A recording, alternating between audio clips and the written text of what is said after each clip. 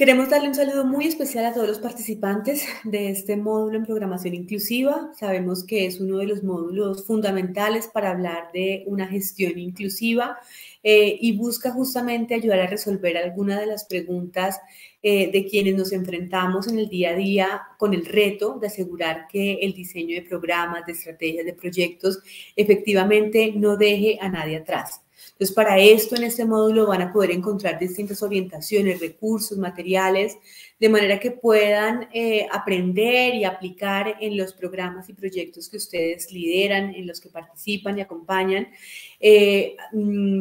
haciendo reflexiones, preguntas y algunas listas de chequeo que les faciliten identificar qué oportunidades de mejora tienen al momento de pensarse en esa programación. Entonces, en primer lugar, mencionarles que cuando hablamos de programación inclusiva específicamente, nos referimos a aquellos diseños de intervenciones en donde vamos a buscar materializar todos esos grandes marcos legislativos, de regulación, de política pública y llevarlos a una intervención a nivel local, a nivel municipal, territorial, donde vamos justamente a aplicar e implementar esas apuestas de equidad, esas apuestas de inclusión. Y justamente para eso pues tendremos que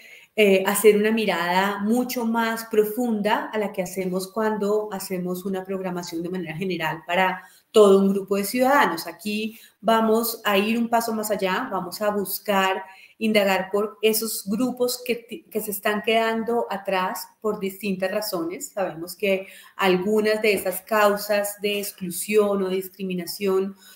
muchas están asociadas a aspectos culturales, entonces revisar cuáles son esas normas sociales que están todavía legitimando o naturalizando esa exclusión, esa discriminación. Lo vemos mucho con normas sociales de igualdad de género, con normas sociales en el caso específico de las personas con discapacidad que han entendido que el que esos grupos de niños, de personas con discapacidad estén por fuera es algo natural,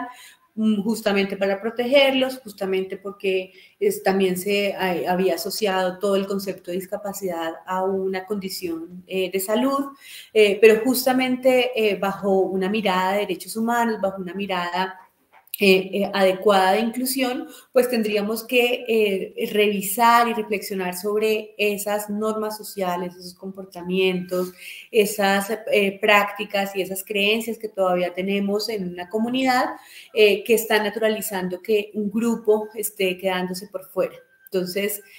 o también puede haber aspectos presupuestales en muchos casos. En algunos otros se trata de unos aspectos administrativos o regulatorios. Por ejemplo, en el caso de las comunidades migrantes, sabemos que el principal cuello de botella de acceso a servicios es un tema de estatus de migratorio, donde justamente los temas de regularización son fundamentales. Entonces, es indagar sobre cuáles son esas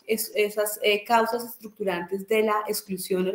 o de la discriminación y ver exactamente a qué se deben. Puede haber distintas causas a la vez, pero va a ser fundamental al momento en que estemos analizando fuentes de información, evidencias de exclusión, mirar aspectos, digamos, hacer una mirada comprensiva de todos estos factores, saber que vamos a tener dificultades porque todavía no tenemos unos datos suficientemente desagregados. Eso nos impide, a su vez, digamos, documentar y mencionar brechas entre un grupo y otro para poder hacer comparativos entre cómo están accediendo este grupo de ciudadanos frente a este otro, qué barreras o qué brechas se están dando y creo que ahí pues al momento de hacer una programación inclusiva se vuelve un cuello de botella, esa posibilidad de acceso a datos desagregados, pero también se vuelve un llamado a la acción al momento de programar. Ahí tendremos que también hacer un esfuerzo para empezar a construir datos, registros administrativos, de manera que podamos cada vez más caracterizar mejor cuáles son esos grupos de niños, niñas, adolescentes o personas que pueden tener un mayor riesgo de exclusión o de discriminación, documentar muy bien dónde están, de qué se trata esa exclusión y poder justamente tener mucha más información al momento de también seguir tomando decisiones de mejoramiento continuo. Entonces, ahí un primer llamado a esa programación inclusiva, mirar muy bien esos patrones que naturalizan o que mantienen ciertas barreras y ciertas brechas, identificar y desagregar de qué tipo de barrera estamos enfrentando, barreras administrativas, barreras legales, barreras culturales, barreras presupuestales, de manera que podamos justamente diseñar una intervención pertinente para ese tipo de barrera que se esté enfrentando. Lo mismo, un llamado a usar los datos desagregados que tengamos ya disponibles en el contexto en el que estemos y también un llamado a promover activamente una construcción de datos desagregados para poder comprender mejor esa problemática o ese contexto de exclusión o de discriminación. En segundo lugar, va a ser fundamental poder construir a partir de esos elementos que generan una exclusión o una discriminación, poder construir una teoría de cambio adecuada. ¿Eso qué significa? Al momento de diseñar o de programar tendremos que saber cuáles son esos factores críticos que generan esa exclusión. Por ejemplo, puede ser aspectos de capacidad institucional, pueden ser aspectos presupuestarios, pueden ser aspectos de comprensión misma de lo que es un proceso de inclusión y de vida independiente, y sobre esos elementos plantearnos hipótesis de qué pasaría si. Entonces, ¿qué pasaría si logramos tener mayores presupuestos públicos apostándole a ese cierre de brechas, a una inclusión sistemática de ese grupo, y si fortalecemos las capacidades institucionales de nuestras entidades que hacen parte del Sistema Nacional de Discapacidad o el Sistema Nacional de Bienestar Familiar de manera sistemática, y si además trabajamos en esa transformación de normas sociales que justifican, naturalizan la exclusión. Pues si logramos esas tres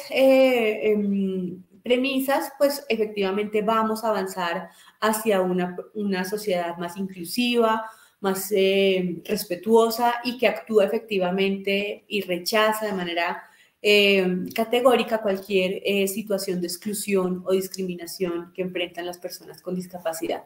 Así es más o menos cómo se construye una teoría de cambio. Eso también lo vamos a ver durante el curso, ya también refiriéndonos a distintas situaciones o distintos derechos de manera mucho más específica. Creo que en el derecho a la educación vamos a profundizar muchísimo en cómo construir esas teorías de cambio de manera adecuadas, porque a partir de esas variables claves vamos justamente a construir esos componentes de intervención que van justamente orientados a cerrar esas brechas, a superar esas barreras y a lograr una transformación de inclusión para la sociedad.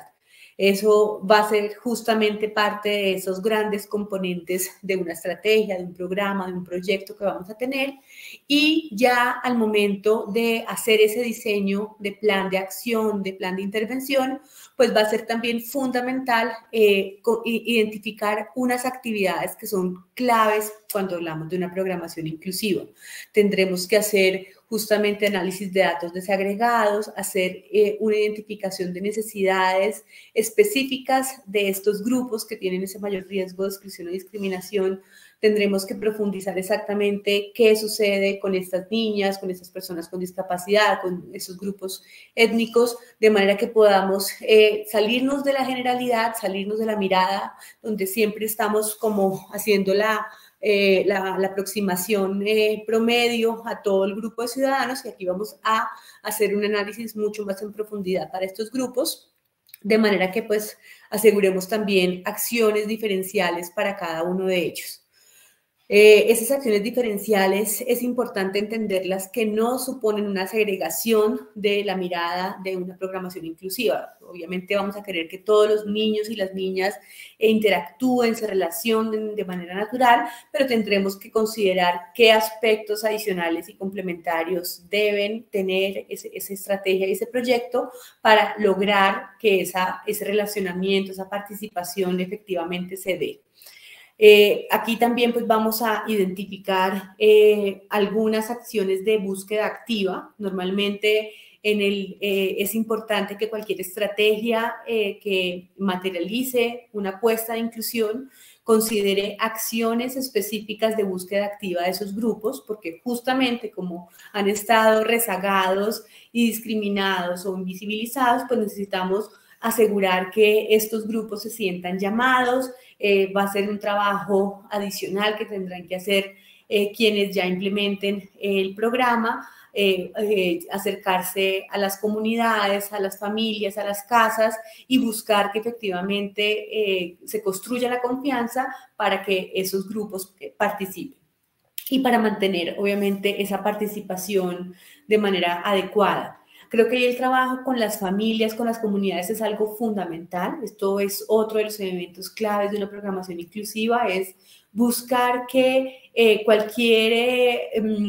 intervención se trabaje de manera colaborativa con familias, con comunidades, con pares, obviamente que haya una consulta activa y permanente a la comunidad específica, que se le pregunte, que se indague cómo le parece mejor este servicio, qué retroalimentación da esa familia, esa persona para el mejoramiento continuo. Entonces, siempre entender también esa voz de la comunidad como una voz asesora de los procesos de inclusión y de mejoramiento continuo. Otro elemento fundamental va a ser el trabajo con, digamos, de todos los que hacen parte de todo el talento humano que está involucrado en el programa, en la estrategia, que podamos dar garantía de que existe un enfoque de derechos, un enfoque de inclusión de todos esos funcionarios y equipo operativo, administrativo que hace parte del programa, es entender que estamos en una abordaje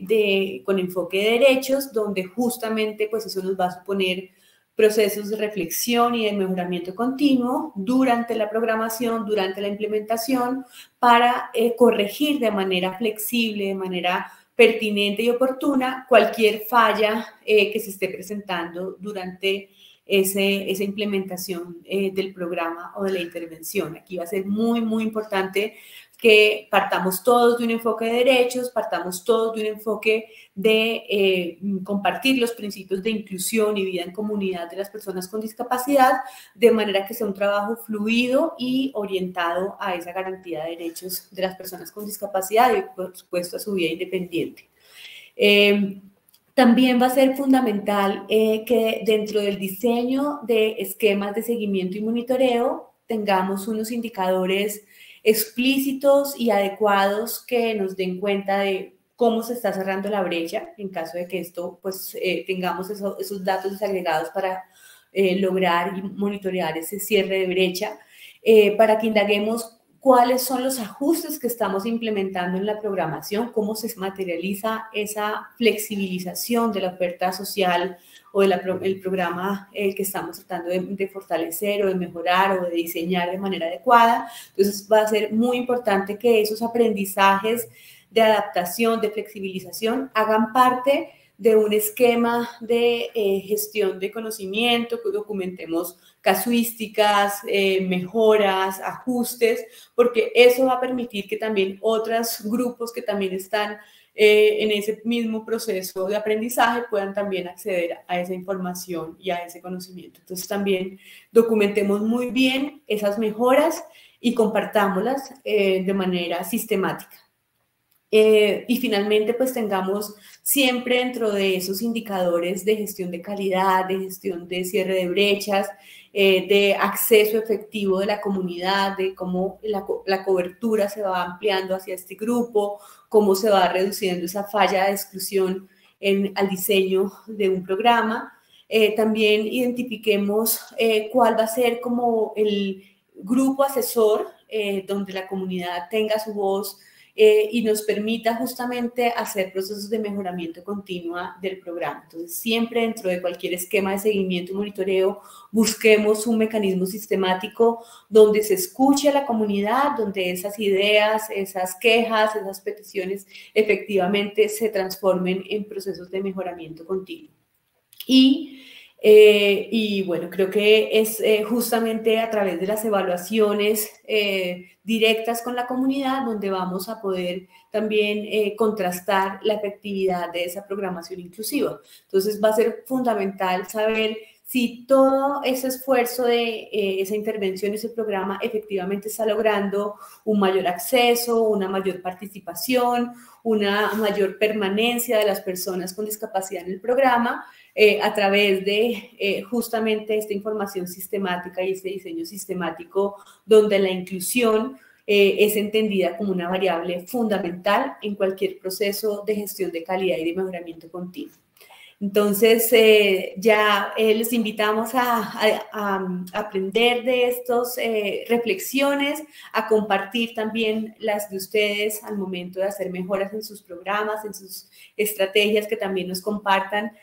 cuáles son esas buenas prácticas, cuáles son esas lecciones aprendidas al momento de mejorar su oferta para que nadie se haya dejado atrás. Muchas gracias.